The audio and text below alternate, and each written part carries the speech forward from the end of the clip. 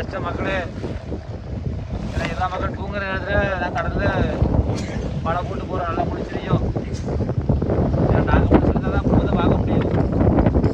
நாங்கள் குடும்பம் தூங்கிட வேண்டியா. அவர் வந்து 5 பேரை பார்க்கணும், அந்த 5 பேருக்கெல்லாம் கண்டுபிடிச்சி 4 பேர் 5 பேர் இருக்காங்க. அதனால ஒரு நாள் வருமானம் தான். பைசா கூட சாப்பாடு கூட ஆள் கிடையாது. அவ்வளோ கஷ்டமான தொழில் பழைய போனால் எல்லாம் சாப்பாடு என்ன நடந்தாலும் கேள்வி கிடையாது. இந்த ஆபத்தான தொழில் தான் இது. பெரிய பிரச்சனையே தண்ணிக்குள்ள ஏதாவது ஒரு ஆபத்துன்னா ஃபோன் கான்டாக்ட் கிடையாது, ஆம்புலன்ஸை கூப்பிட முடியாது. இங்க இருந்து நான் நினைச்சு பார்த்தேன், எந்த துறையில அதிக கஷ்டம் இருக்கும் அப்படின்றது ஒவ்வொன்றும். இப்போ டிரைவிங் தொழிலும் ரொம்ப கஷ்டமானது தான். அவங்களும் நைட்டு முழிச்சு நைட்டு ஓட்டி டிராவல் பண்ணும். இருந்தாலும் அவங்களுக்கு ஒரு ஆக்சிடென்ட்னு ஆயிடுச்சுன்னா டக்குன்னு ஆம்புலன்ஸ் இருக்கு, ஒன்று ஹாஸ்பிட்டலுக்கு போறதுக்கு ஒரு இது இருக்கு. ஆனா இங்க வந்து ஒரு பிரச்சனைன்னா நம்ம யாரையும் கூப்பிட முடியாது, டவர் கிடைக்காது. நம்மளே திடீர்னு போகணும்னா கூட டக்குன்னு போக முடியாது. இப்போ ஆம்புலன்ஸ் 3.5 மணி நேரம் உங்க ஊர்ல இருந்து ஹாஸ்பிட்டலுக்கு போறதுக்கே 1 மணி நேரம் ஆகும். ஹாஸ்பிட்டல் பக்கத்துல இல்ல, ஹாஸ்பிட்டல் கிடையாது. நான் கலெக்டர் கூட ஒரு 10 வருஷத்தோட மனு கொடுத்துருக்கோம். ஆனா உங்களுக்கு பக்கத்துல கிராமத்துல ஹாஸ்பிட்டல் இருக்கு, சுகாதார நிலைக்கு அப்படி தரமாட்டேன்னு சொல்லிட்டாங்க. தரல, இது வரைக்கும் தரல. நிறைய நாட்கள் கோரிக்கை வச்சுட்டே இருக்கோம், கோரிக்கை நிறைவேற்றப்படல. இப்போ நான் அதை நினைச்சேன், நான் தனக்கட்டு இருக்கோம்.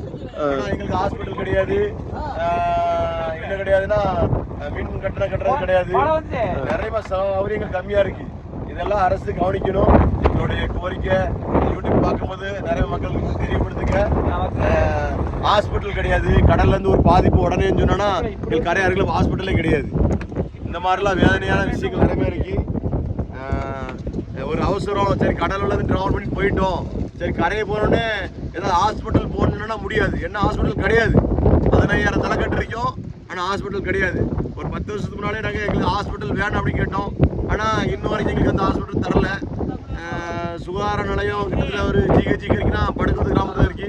அங்கேயும் போகிறதால நாங்கள் வண்டி பிடிச்சா கார் பிடிச்சா போகணும். ஒரு 4 கிலோமீட்டர் 5 கிலோமீட்டர் வரும். அப்படி இப்போ தூரம் போய் தான் நாங்கள் பார்க்கணும். அங்கே போகிறதுக்கும் உங்களுக்கு இன்னும் 20 நிமிஷம் ஆகிடும். ஆமாம், குறைஞ்சபட்சம் எமர்ஜென்சி நாங்கள் இறங்கி போனால் கூட போட்லேருந்து கடலுக்குள்ளேருந்து போனால் கூட ஒரு 20 நிமிஷம் போனால் ட்ராவல் பண்ணால் தான் அங்கே போக முடியும். அங்கே போனாலும் இல்லைன்னா டாக்டர் இருக்க மாட்டாங்க. நாங்கள் இனி அதுக்கு அடுத்தால ஒரு 15 கிலோமீட்டர் கடந்தால் தான் அந்த ஹாஸ்பிட்டல் ஒரு ஒழுங்கான சிகிச்சை கிடைக்கக்கூடிய ஹாஸ்பிட்டல் போக முடியும். அதனால் நண்பர்களே, இது ஒரு வேதனையான விஷயந்தான். இப்போ நண்பர் கேட்டாப்புல, சரி ஒரு கடலுக்குள்ளே கரையை என்ன கஷ்டமாக வேலை செஞ்சால் கூட ஒரு நம்மளுக்கு அவசரத்துக்கு உதவி செய்யறதுக்கு ஒரு ஆம்புலன்ஸ் உண்டு, ஏதாவது ஹெல்ப் கிடைக்கும், உங்களுக்கு எதுவுமே இல்லை அப்படின்னு கேட்டாப்புல. உண்மைதான், கடலுக்குள்ள எந்த ஹெல்ப்புகள் கிடையாது.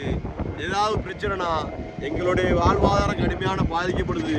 ஏன் சொன்னீங்கன்னா கரையை நாங்கள் உடனே போக முடியாது. நினைச்ச உடனே ஒரு கார் எடுத்து ஸ்பீடாக போக முடியாது. ஒரு 13 நிமிஷம், அதாவது போகிற தூரத்தை பொறுத்த இருக்கு.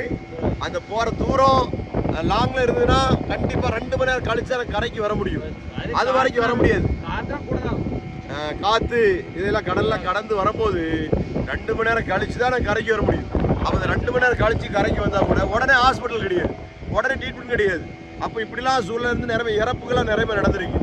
இதெல்லாம் உண்மையாக ஒரு வேதனையான விஷயமா இருக்கு. தொடர்ந்து நாங்கள் கேட்டிருக்கோம் அரசுகிட்ட, எங்களுக்கு நல்ல ஒரு ஹாஸ்பிட்டல் தரணும்.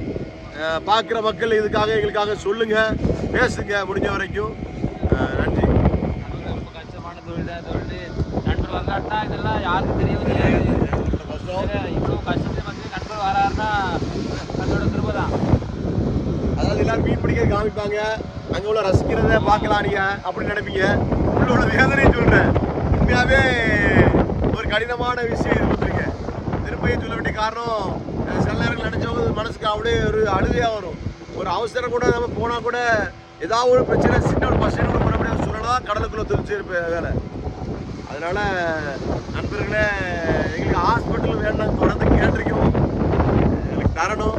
ரெண்டாவது ஒரு மின் கட்டணம் கிடையாது, எங்களுக்கு எதுவும் கிடையாது.